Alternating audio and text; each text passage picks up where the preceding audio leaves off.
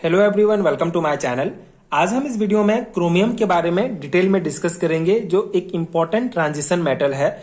इस particular video में chromium का बेसिक कॉन्सेप्ट समझेंगे, इसका electronic configurations, physical chemical properties, इसके ऑक्साइड्स के बारे में डिस्कस करेंगे एंड ये प्रॉपर नोट्स आपको प्रोवाइड करूंगा, जो डेफिनेटली आपके एग्जाम प्रिपरेशंस के लिए बहुत हेल्पफुल होगा।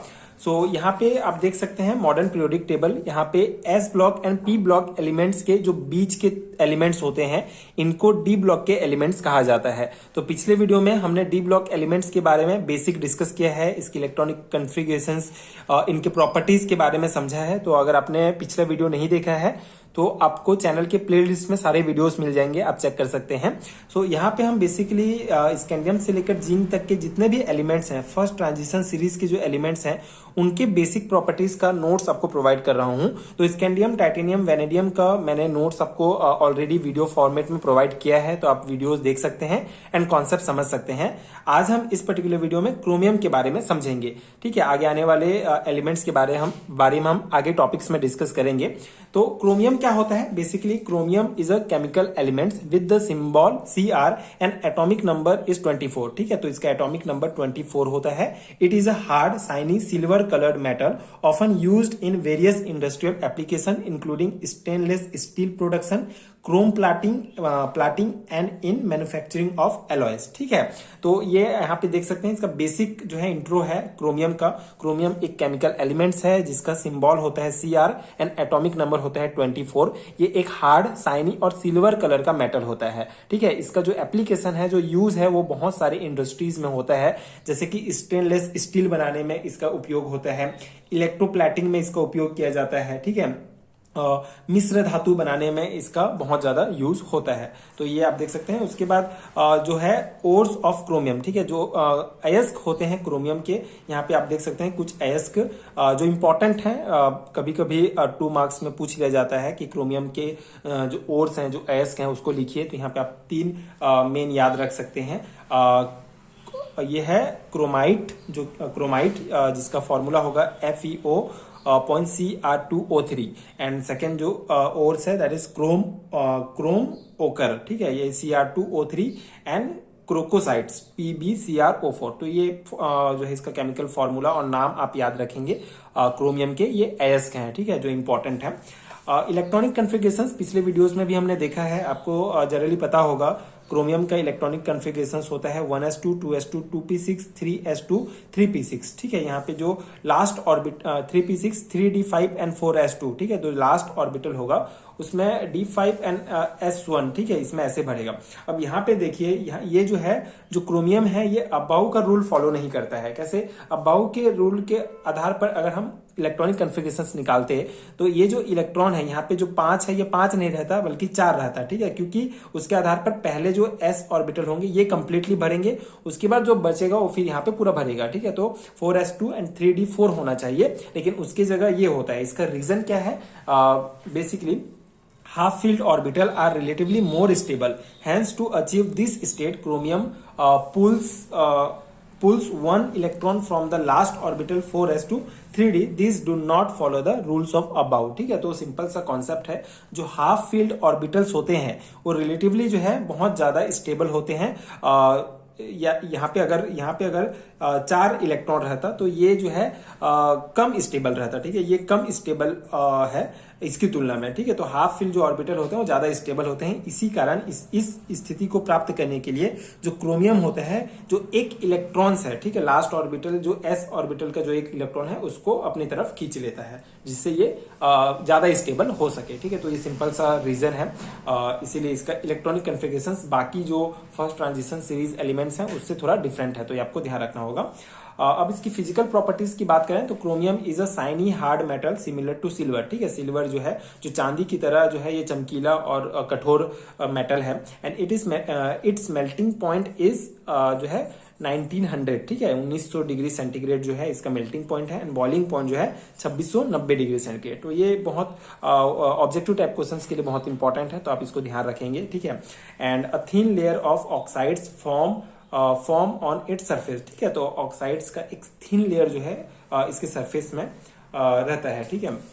तो ये कुछ फिजिकल प्रॉपर्टीज हो गया है। केमिकल प्रॉपर्टीज की अगर हम बात करें तो ये वाटर के साथ रिएक्शन कर सकता है। जैसे क्रोमियम जो है अगर वाटर के साथ रिएक्ट करेगा तो हमको ये क्रोमियम ऑक्साइड प्राप्त होगा। एसिड्स के साथ रिएक्ट कर सकते हैं, एसिड्स के साथ रिएक्ट करके हमको क्रोमस सॉल्ट प्राप्त होता है CrCl2।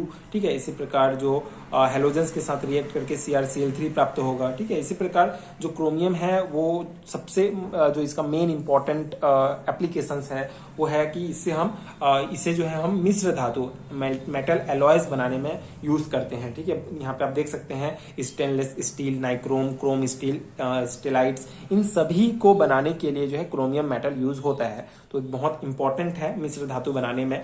जैसे स्टेनलेस स्टील बनाने में क्रोमियम, निकिल, आयरन का यूज होता है। नाइक्रोम के लिए chromium, nickel, iron, zinc, manganese, silicon, carbon, इन सभी एलिमेंट्स को मिलाकर जो है नाइक्रोम बनाया जाता है। तो इसमें भी क्रोमियम जो है बहुत इंपॉर्टेंट है। ठीक है, इंपॉर्टेंट मेटल है। क्रोम स्टील बनाने में क्रोमियम, कार्बन, आयरन इसका यूज होता है। स्टेलाइट्स के लिए क्रोमियम, कोबाल्ट, टंगस्टन। तो ये आप याद रख सकते हैं मेटल एलॉयज। ठीक है, जिसमें क्रोमियम एक इंपॉर्टेंट मेटल है। ऑक्सीडेशन स्टेट ऑफ क्रोमियम की बात करें तो जो main oxidation state of chromium R+2, +3 and +6। ठीक है, तो ऑक्सीडेशन स्टेट आप ये याद रखेंगे। एंड +3 जो स्टेट होता है वो सबसे ज्यादा स्टेबल होता है। ठीक है, बहुत ज्यादा स्थायी होता है। And all compounds of chromium are colour. ठीक है, जो ये जो कंपाउंड्स हैं क्रोमियम के वो सभी जो है कलर होते हैं। ठीक है, तो ये इसका इंपॉर्टेंट जो है केमिकल प्रॉपर्टीज हो गया। इसके बाद ऑक्साइड्स जो होंगे, जो क्रोमियम दूसरे एलिमेंट्स के साथ मिलकर बनाते हैं, ऑक्साइड्स की अगर हम बात करें, बेसिकली इसी को आप बाइनरी कंपाउंड्स भी बोल सकते हैं। क्रोमियम मेनली ऑक्सीजन के साथ रिएक्ट करके जो कंपाउंड बनाते हैं उनको ऑक्साइड्स कहा जाता है। ठीक है, एंड इसी को आप बाइनरी कंपाउंड में भी समझ सकते हैं। ठीक है, क्रोमियम के बाइनरी कंपाउंड। तो पहला है chromic oxide Cr2O3। So it is obtain bye directly heating ammonium dichromate. ठीक है, तो अमोनियम डाइक्रोमेट को डायरेक्ट हीट करेंगे तो हमको ये क्रोमिक ऑक्साइड्स प्राप्त होते हैं। ठीक है, so chromic oxide generally refer to chromium oxide Cr2O3। It's a green compound commonly used as a pigment in paints, ceramic and glasses due to its vibrant color and stability under high temperature। ठीक है, chromic oxide generally refer to chromium oxide. ठीक है, chromium जो chromium का हमारा +3 oxidation state होता है उससे हम ये क्रोमिक ऑक्साइड प्राप्त करते हैं। It's a green compound commonly used as a pigment in paints. ठीक है, तो ये बेसिकली पेंट में पिगमेंट के रूप में यूज होता है। And ceramic and glasses due to its vibrant colour. तो ये बेसिकली ग्रीन कलर का होता है, ये जो क्रोमिक ऑक्साइड होता है। तो इसको हम सिरेमिक में ग्रीन कलर के लिए यूज कर सकते हैं। पेंट में जो है ग्रीन कलर के पिगमेंट्स के लिए यूज करेंगे। ठीक है, ये वाइब्रेंट कलर के लिए। एंड इसका जो ये जो कलर होता है ये बेसिकली हाई टेम्परेचर में भी बहुत स्टेबल रहता है। तो एक बहुत इंपॉर्टेंट प्रॉपर्टी है क्रोमिक ऑक्साइड का। तो इसका बेसिकली पिगमेंट्स के रूप में यूज होता है।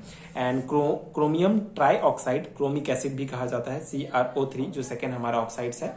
It is a strong oxidizing agent and a powerful acid. ठीक है, तो ये बेसिकली स्ट्रॉन्ग ऑक्सीडाइजिंग एजेंट है और पावरफुल एसिड है। So it is a commonly used in the production of various chromium compound as a reagent in organic synthesis and as a colouring agent in ceramic and glass. ठीक है, तो इसका भी same simple application है। Basically colouring agent के रूप में ceramics and glass वगैरह में यूज होता है। एंड ये जो है पावरफुल एसिड है, तो इसको थोड़ा सा इसका यूज करने के लिए जैसे एसिड्स को हम जो प्रिकॉशंस रखते हैं इसको भी यूज करने के लिए प्रिकॉशंस जरूरी होता है। It is made by the action of H2SO4 on potassium dichromate. ठीक है, तो पोटेशियम डाइक्रोमेट एंड H2SO4 को रिएक्ट कराते हैं तो हमको बेसिकली ये CrO3, ठीक है, जो क्रोमिक एसिड है, ये प्राप्त होता है।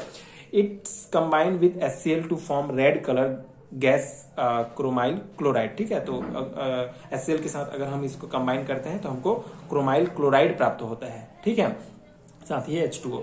तो ये बेसिकली इसके क्रोमियम ट्राई ऑक्साइड्स, ठीक है, क्रोमिक एसिड के बेसिक रिएक्शंस हैं, बेसिक पॉइंट्स हैं, सिंपल पॉइंट्स हैं। एक बार आप ध्यान रखेंगे तो आप इजीली जो है इसको एग्जाम्स में लिख सकते हैं।